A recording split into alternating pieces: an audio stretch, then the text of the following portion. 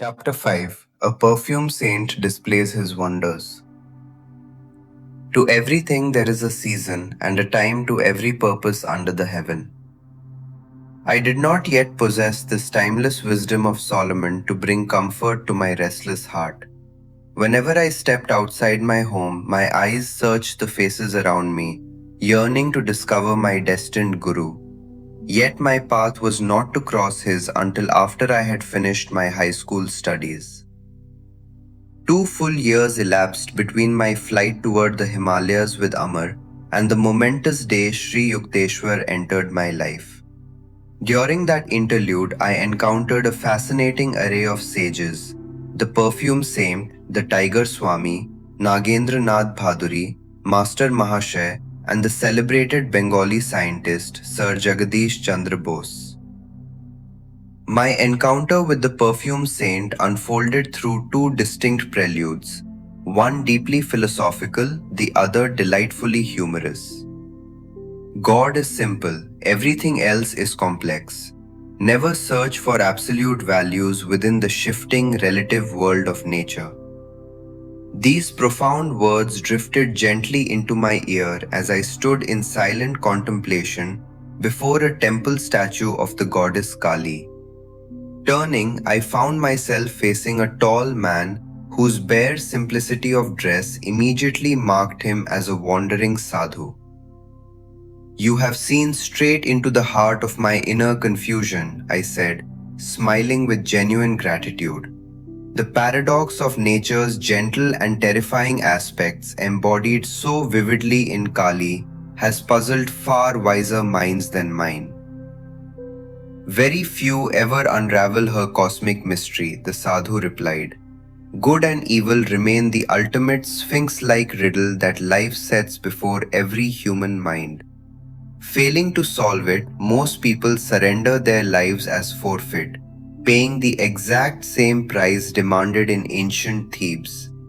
Yet here and there, a solitary giant stands unyielding, refusing to concede defeat. Reaching directly through the grand illusion of duality, such a soul seizes the indivisible truth of unity." "You speak with immense conviction, sir. For many years I have practiced uncompromising self-scrutiny, the exquisitely painful path to genuine wisdom. Relentlessly examining one's own mind is a raw, shattering ordeal. It utterly crushes the strongest ego. Yet this precise mathematical self-analysis is what produces true seers. In contrast, the popular cult of self-expression and self-congratulation produces mere egotists, each convinced of their divine right to concoct a private interpretation of God and creation. Truth naturally retreats before such arrogant novelty," I remarked, thoroughly enjoying the exchange. "Human beings cannot grasp eternal truths until they strip away every pretension," the sage continued. "Beneath the surface, the human mind is layered with centuries of delusion, teeming with the chaotic cravings of the world. The fiercest clashes on earthly battlefields fade to nothing compared to the war a person must wage against inner enemies. These are no ordinary mortal adversaries to be defeated by conventional force. Ever present, tireless, pursuing us even into our dreams, and armed with subtle, intoxicating illusions, these forces of blind desire seek to overcome us all. Pitiful is the person who buries high ideals and quietly surrenders to common mediocrity. Can such a life seem anything other than helpless, hollow, and tragic? Respected sir, do you feel no sympathy for the struggling, bewildered masses?" The sage paused in quiet reflection before offering a nuanced reply. "To love both the invisible God, the fountainhead of all virtue, and visible humanity which seems entirely devoid of it, is indeed a profound paradox. Yet thoughtful inquiry finds the way through the labyrinth. Deep self-examination soon reveals a common bond across all human minds, the universal pull of self-interest. In that realization, the brotherhood of man stands undeniable. An overwhelming, leveling humility follows this discovery, which gradually ripens into boundless compassion for our fellow human beings, who remain blind to the healing treasures waiting within their own souls. The great saints throughout history have shared your profound ache for the world's sorrows, I said. Only a shallow heart loses sympathy for the pain of others while drowning in petty troubles of its own, the sadhu said, his austere expression softening noticeably. One who takes up the scalpel of sincere self-analysis experiences an immense expansion of universal empathy. Such a person is finally liberated from the deafening demands of the personal ego, creating the fertile soil where love for God can truly bloom. In the end, the created soul turns back to the Creator, even if only to cry out in anguish, "Why, Lord, why?" Driven by the stinging lashes of worldly suffering, humanity is ultimately propelled into the infinite presence, whose supreme beauty alone ought to have drawn us home. We were standing inside Calcutta's renowned Kalighat temple, where I had gone to take in its historic grandeur. With a dismissive wave of his hand, my companion brushed aside the ornate surroundings. Bricks and mortar sing no melody to the soul. The human heart awakens only to the living symphony of consciousness. We strolled out into the warm, inviting sunlight by the entrance, watching the colorful stream of devotees moving past. "You are young," the sage observed, studying me with thoughtful eyes. "India too is ever young. The ancient rishis established eternal principles of spiritual life, and their timeless insights remain just as vital today. Never obsolete, never naive in the face of modern materialism, these spiritual disciplines continue to shape the soul of India. Through thousands of years, spanning far more millennia than modern historians comfortably care to calculate, unforgiving time has repeatedly proven the value of the Vedic heritage. Embrace it as your true birthright." As I bowed in deep reverence to say farewell, the eloquent sadhu offered a parting flash of clairvoyance. "Before this day ends, an extraordinary experience will cross your path." Leaving the temple grounds, I wandered through the streets with no particular destination in mind. Turning a corner, I ran straight into an old acquaintance, one of those notoriously long-winded fellows whose boundless appetite for conversation ignores the clock and stretches into eternity. "I'll let you go in just a minute," he insisted, "if you tell me everything you've been doing over the 6 years since we last met." What an impossible request. I really must go. Ignoring my protests, he seized my hand, eagerly extracting details about my life. He reminded me of a hungry wolf. The more I spoke, the more eagerly he hunted for more gossip. Inwardly, I prayed to Kali to open a graceful route of escape. Suddenly, my companion let go and darted off. Breathing a sigh of relief, I quickened my stride, anxious to put distance between myself and that relentless chatter. Hearing rapid footsteps closing in behind me, I walked even faster, not daring to look back. With a bounding leap, the young man caught up again, slapping a jovial hand onto my shoulder. "I forgot to mention, Gandha Baba, the perfume saint, is staying at that house right over there," he exclaimed, pointing towards a residence only a few yards away. "You really should go meet him. He is fascinating, and you might just have an extraordinary experience. Goodbye." With that, he actually turned and walked away. The prophecy spoken by the sadhu at Kalighat temple instantly flashed through my mind. Thoroughly intrigued, I walked over, entered the home, and was welcomed into a spacious sitting room.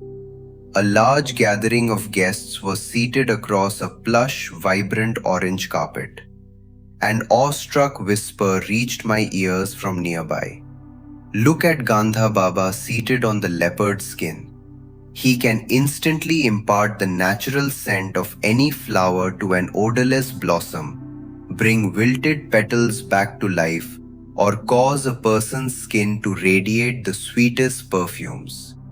I looked towards the center of the room, and the saint immediately caught my eye. He was a portly, dark-complexioned man with a full beard and wide, luminous eyes. Welcome, my son. I am delighted to see you, he called out. Tell me what you desire. Would you like to experience some perfume? What for? I asked, finding his offer rather trivial. To discover a miraculous way of enjoying fine fragrances.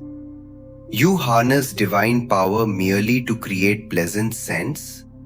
Why not? God creates fragrances all the time.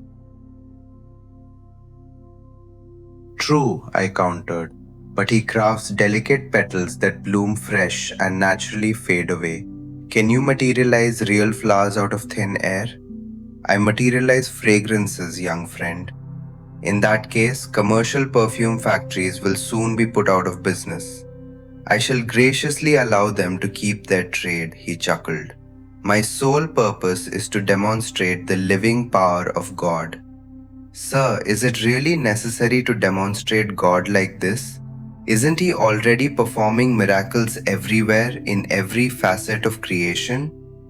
Certainly, but we humans are also meant to express facets of his boundless creative imagination. How long did it take you to master this art? 12 long years. 12 years to manufacture scents through subtle astral means, I exclaimed.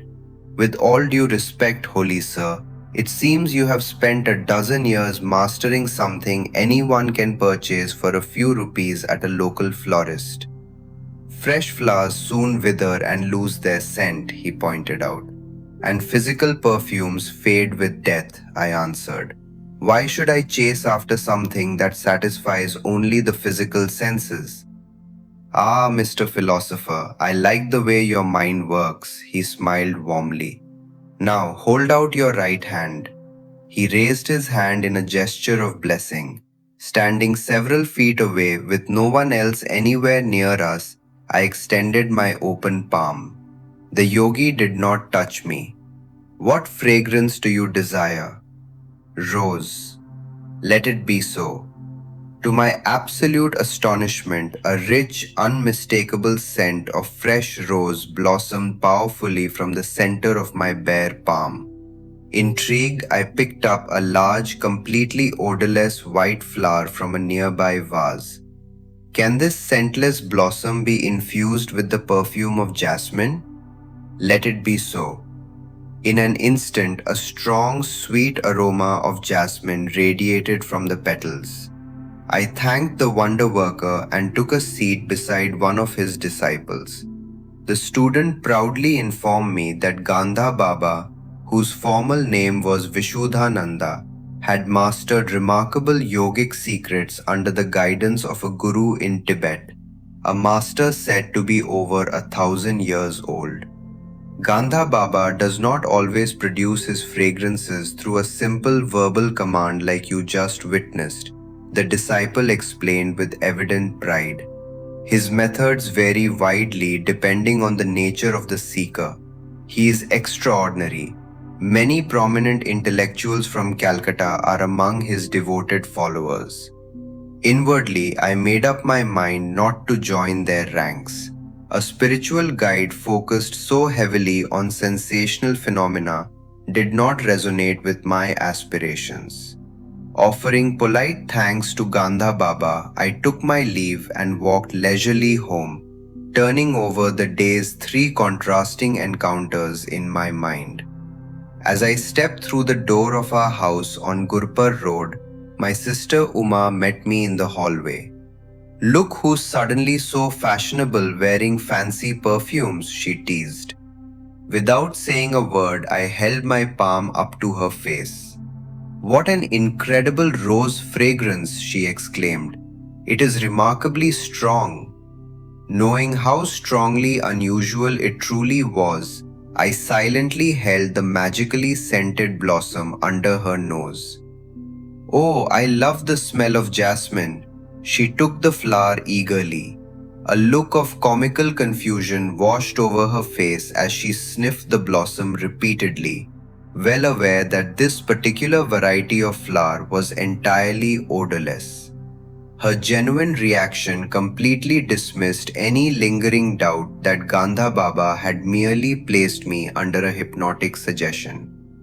Sometime later, my friend Alakananda shared a story demonstrating that the perfume saint commanded another extraordinary ability, one I genuinely wish could be placed at the service of hungry millions across the globe. I attended a grand gathering with around 100 other guests at Gandha Baba's home in Bardwan, Alakananda recounted. Knowing the yogi was reputed to materialize objects out of thin air, I laughingly asked if he could produce some out-of-season tangerines. Immediately, the hot fried luchis resting on all the fresh banana leaf plates began to puff up like little balloons. To our absolute amazement, every single piece of bread contained a freshly peeled, juicy tangerine inside. I took a bite of mine with a bit of hesitation, but it turned out to be utterly delicious. Years later, through deep inner realization, I came to understand exactly how Gandha Baba produced his materializations. The method, unfortunately, remains far beyond the reach of the world's impoverished and hungry millions. All the distinct sensory stimuli to which human beings respond, touch, sight, taste, hearing, and smell, are produced by vibratory variations among electrons and protons. These atomic vibrations are, in turn, governed by lifetrons, subtle life forces or subatomic primal energies, intelligently imbued with the five distinctive sensory ideas and essences. By tuning his consciousness to cosmic energy through specific yogic disciplines, Gandha Baba was able to direct these lifetrons, reorganizing their vibratory structures to manifest the desired physical result in the material world. His perfumes, fresh fruit, and other wonders were genuine physical materializations formed by altering mundane vibrations rather than mere subjective illusions planted by hypnotic suggestion. Yet, displays of miraculous phenomena like those performed by the perfume saint, while undeniably spectacular, are spiritually hollow. Serving little purpose beyond novelty and entertainment, they are mere distractions from a sincere and earnest search for God. Hypnotism, for instance, has occasionally been used by doctors in minor medical procedures as a type of psychological anesthetic for patients who cannot safely tolerate chemical anesthesia. But repeated hypnosis is inherently harmful to those subjected to it. Over time, it leaves a damaging psychological imprint that impairs healthy mental function. Hypnotism is an unauthorized intrusion into the sacred sanctuary of another person's consciousness. Its fleeting phenomena share nothing in common with the true miracles performed by enlightened masters. Fully awake in divine consciousness, genuine saints manifest changes in this cosmic dream world through a purified will aligned in perfect harmony with the divine dreamer.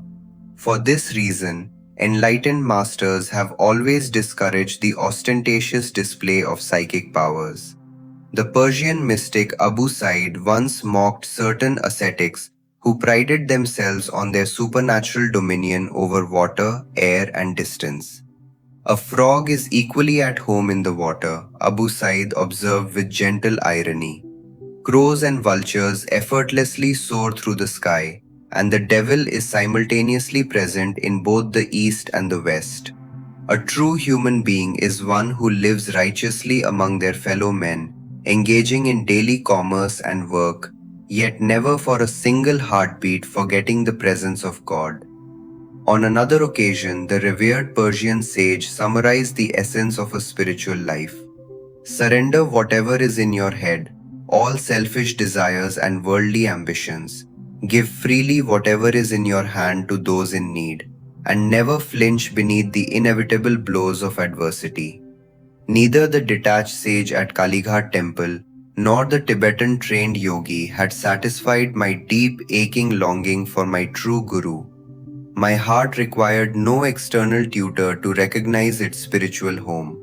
It saved its rarest, most resounding praise for the one it truly sought. And when I finally met my master, he demonstrated through the sheer nobility and perfection of his living example the true measure of an enlightened soul.